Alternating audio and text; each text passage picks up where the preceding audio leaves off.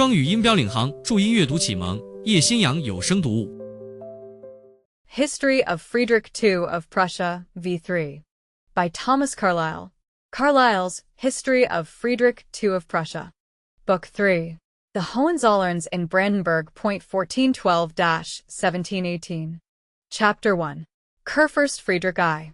Burggraf Friedrich, on his first coming to Brandenburg, found but a cool reception as Statthalter. Italic, Johannistage and Italic, June 24, 1412. He first set foot in Brandenburg, with due escort, in due state, only Statthalter, vice-regent, as yet. Pauli, I. 594. 258. Stenzel. Italic, Geschichte Preußischen Stats and Italic, Hamburg, 1830, 1851. I. 167-169. He came as the representative of law and rule, and there had been many helping themselves by a ruleless life. Of late, industry was at a low ebb, violence was rife, plunder, disorder everywhere, too much the habit for baronial gentlemen to live by the saddle, as they termed it, that is by highway robbery in modern phrase. The towns, harried and plundered to skin and bone, were glad to see a Statthalter, and did homage to him with all their heart.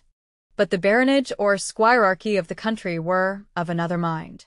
These, in the late anarchies, had set up for a kind of kings in their own right.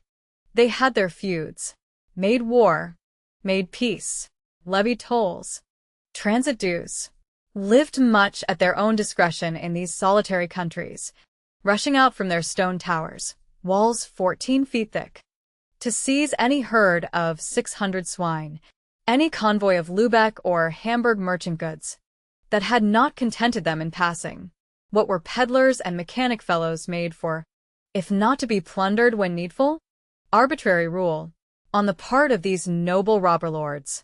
And then much of the crown domains had gone to the chief of them, pawned, and the pawn ticket lost, so to speak, or sold for what trifle of ready money was to be had, in Jobst and Company's time. To these gentlemen, a Statthalter coming to inquire into matters was no welcome phenomenon. Your edeli Herr noble lord of Putlitz, noble lords of Quitzow, Rochow, Maltitz and others, supreme in their grassy solitudes this long while, and accustomed to nothing greater than themselves in Brandenburg. How should they obey a Statthalter? Such was more or less the universal humor in the squirearchy of Brandenburg. Not of good omen to Burggraf Friedrich. But the chief seat of contumacy seemed to be among the Quitzows, Putlitzes, above spoken of, big squires in the district they call the Priegnitz, in the country of the sluggish Havel River, northwest from Berlin of 50 or 40 miles. These refused homage. Very many of them said they were incorporated with bowmen, said this and that, much disinclined to homage, and would not do it. Stiff, surly fellows, much deficient in discernment of what is above them and what is not. A thick-skinned set, bodies clad in buff leather, minds also cased in ill habits of long continuance. Friedrich was very patient with them, hoped to prevail by gentle methods. He invited them to dinner, had them often at dinner for a year or more, but could make no progress in that way. "Who is this we have got for a governor?" said the noble lords privately to each other. "A Nürnberger tanned, Nürnberg plaything, wooden image, such as they make at Nürnberg," said they, grinning, in a thick-skinned way. If it rained Burgraves all the year round, none of them would come to luck in this country, and continued their feuds, toll-levyings, plunderings, and other contumacies. Seeing matters come to this pass after waiting above a year, Burggraf Friedrich gathered his Frankish men-at-arms, quietly made league with the neighboring potentates, Thuringen and others, got some munitions, some artillery, together especially one huge gun, the biggest ever seen, a 24-pounder, no less, to which the peasants, dragging her with difficulty through the clayey roads, gave the name of Fall Greta, lazy, or heavy peg, a remarkable piece of ordnance. Lazy Peg he had got from the Landgraf of Thuringen, on loan merely, but he turned her to excellent account of his own. I have often inquired after Lazy Peg's fate in subsequent times, but could never learn anything distinct. The German Dryasdust is a dull dog, and seldom carries anything human in those big wallets of his. Equipped in this way, Burgraf Friedrich he was not yet Kurfürst, only coming to be, marches for the Havel country, early days of 1414. Michaelis, I. 287, Stenzel, I. 168, where, contrary to wont, is an insignificant error or two. Polly, 2. 58, is, as usual, lost in water. Makes his appearance before Quitzo's strong house of Freysack, walls 14 feet thick. You Dietrich von Quitzow, are you prepared to live as a peaceable subject henceforth? To do homage to the laws and me? Never, answered Quitzow, and pulled up his drawbridge. Whereupon Heavy Peg opened upon him, Heavy Peg and other guns, and, in some 48 hours, shook Quitzow's impregnable Freysack about his ears. This was in the month of February 1414, day not given. Freysack was the name of the impregnable castle, still discoverable in our time, and it ought to be memorable and venerable to every Prussian man. Burgraf Friedrich VI, not yet quite become Kurfürst Friedrich I, but in a year's space to become so. He in person was the beneficent operator. Heavy Peg, and steady human insight, these were clearly the chief implements. Quitzow being settled, for the country is in military occupation of Friedrich and his allies, and except in some stone castle, a man has no chance. Straightway Putlitz or another mutineer, with his drawbridge up, was battered to pieces, and his drawbridge brought slamming down. After this manner, in an incredibly short period, mutiny was quenched, and it became apparent to noble lords, and to all men, that here at length was a man come who would have the laws obeyed again, and could, and would keep mutiny down. Friedrich showed no cruelty. Far the contrary. Your mutiny, once ended, and a little repented of, he is ready to be your gracious prince again. Fair play, and the social wine cup, or inexorable war and Lazy Peg, it is at your discretion which. Brandenburg submitted. Hardly ever rebelled more. Brandenburg, under the wise Kurfürst it has got, begins in a small degree to be cosmic again, or of the domain of the gods, ceases to be chaotic and a mere cockpit of the devils. There is no doubt but this Friedrich also, like his ancestor Friedrich III, the first hereditary Burgraf, was an excellent citizen of his country, a man conspicuously important in all German business in his time. A man setting up for no particular magnanimity, ability, or heroism, but unconsciously exhibiting a good deal, which by degrees gained universal recognition. He did not shine much as Reichsgeneralissimo, under Kaiser Sigismund, in his expeditions against Ziska. On the contrary, he presided over huge defeat and rout, once and again, in that capacity, and indeed had represented in vain that, with such a species of militia, victory was impossible. He represented, and again represented, to no purpose, whereupon he declined the office farther, in which others fared no better. Hormer, italic, Österreichischer Plutarch, and italic 7, 109 to 158. Ziska. The offer to be Kaiser was made him in his old days, but he wisely declined that too. It was in Brandenburg, by what he silently founded there, that he did his chief benefit to Germany and mankind. He understood the noble art of governing men, had in him the justice, clearness, valor, and patience needed for that. A man of sterling probity, for one thing, which indeed is the first requisite in said art.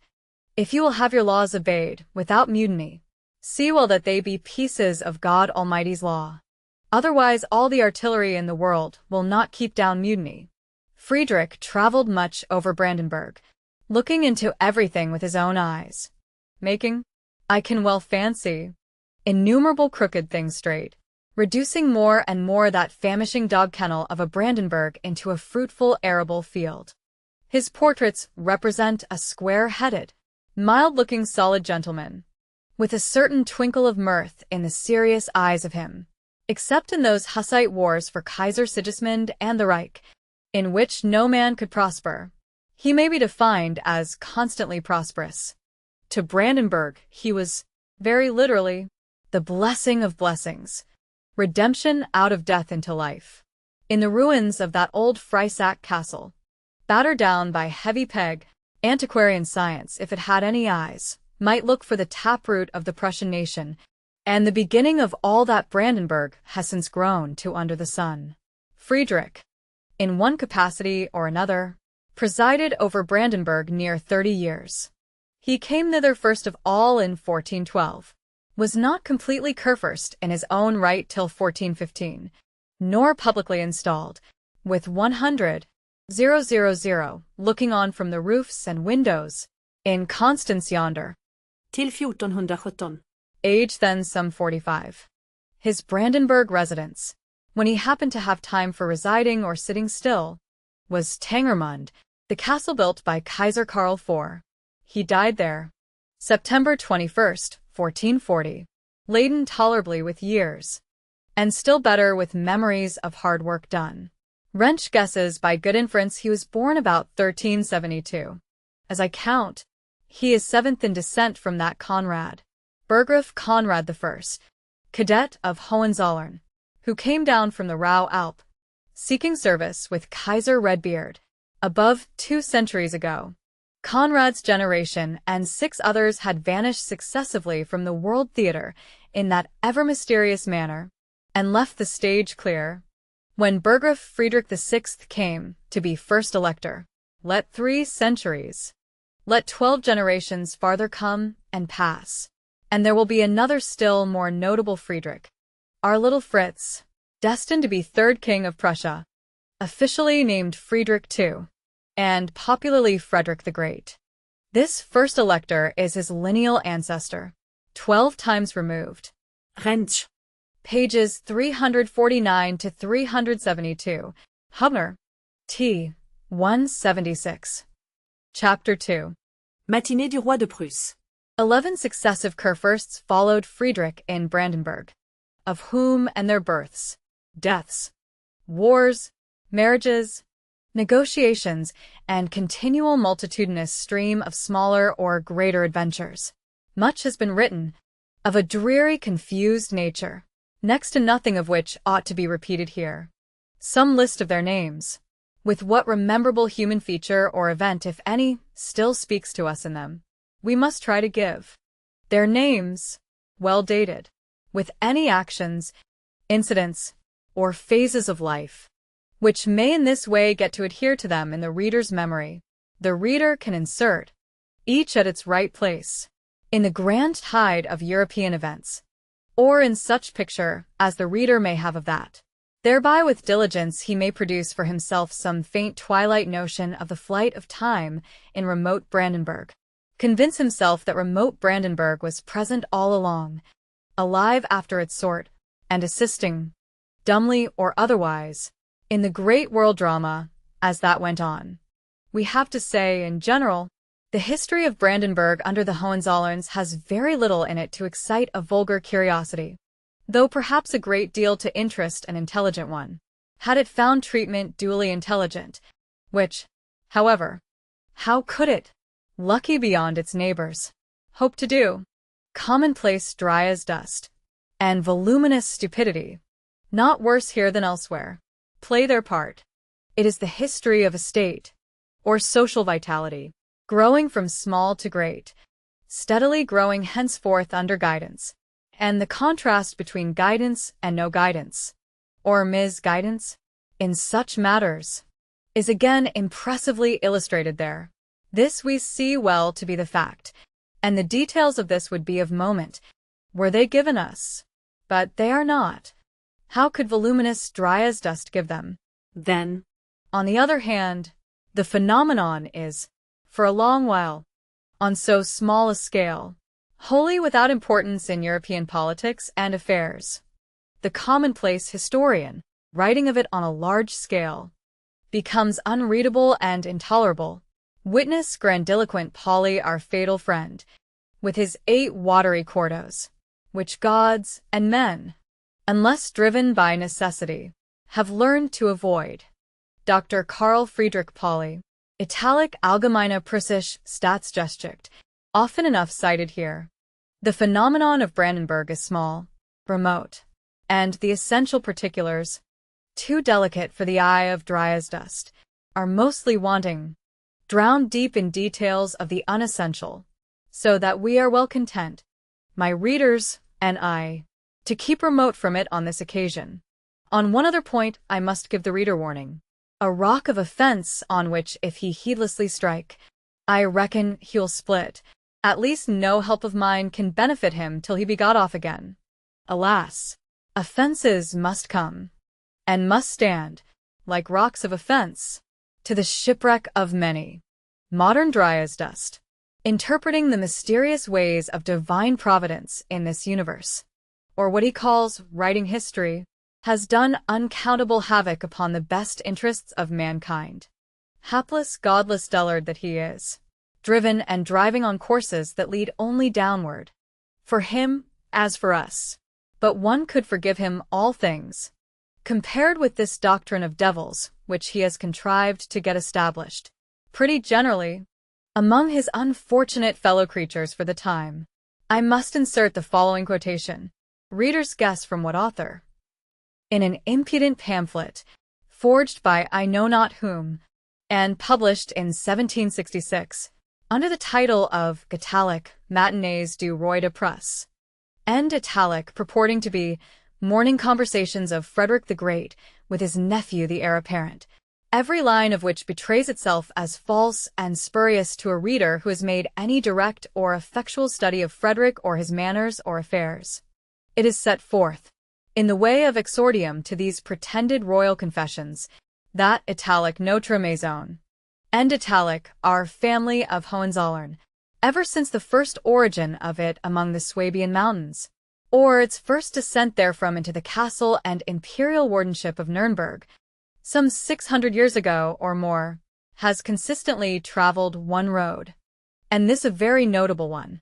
We, as I myself the royal Frederick still do, have all along proceeded, namely, in the way of adroit Machiavellism, as skillful gamblers in this world's business, ardent gatherers of this world's goods, and in brief as devout worshippers of Beelzebub, the grand regulator and rewarder of mortals here below, which creed we, the Hohenzollerns, have found, and I still find, to be the true one.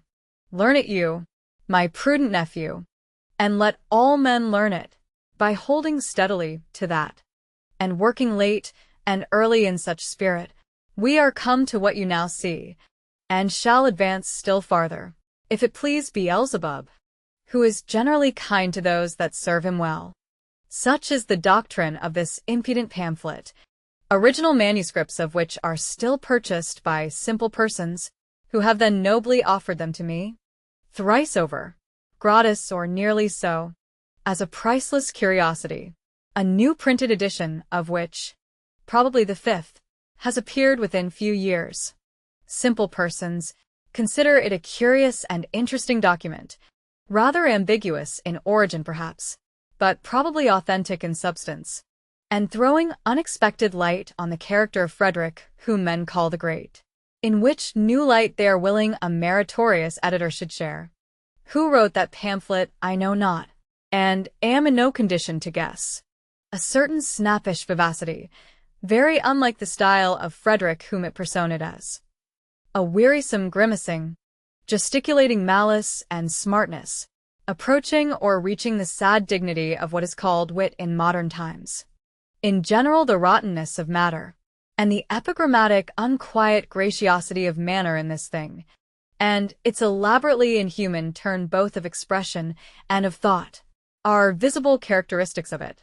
Thought, we said, if thought it can be called, thought all hamstrung, shriveled by inveterate rheumatism, on the part of the poor ill-thriven thinker, nay tied, so to speak, for he is of epigrammatic turn withal, as by cross ropes, right shoulder to left foot, and forced to advance, hobbling and jerking along, in that sad guise, not in the way of walk, but of saltation and dance, and this towards a false not a true aim, rather no whither than some whither. Here were features leading one to think of an illustrious Prince de Ligne as perhaps concerned in the affair, the bibliographical dictionaries, producing no evidence, name quite another person, or series of persons, a certain and de Bonneville, afterwards a revolutionary spiritual mountebank, for some time is now the favorite name, proves, on investigation, to be an impossible one. Barbier italic, Dictionnaire des Anonymes. End italic in a helpless, doubting manner, gives still others. Highly unmemorable otherwise, whereupon you proceed to said other persons' acknowledged works, as they are called, and find their style bearing no resemblance whatever, and are left in a dubious state, if it were of any moment, in the absence of proof. I am unwilling to charge His Highness de Ligne with such an action, and indeed am little careful to be acquainted with the individual who did it,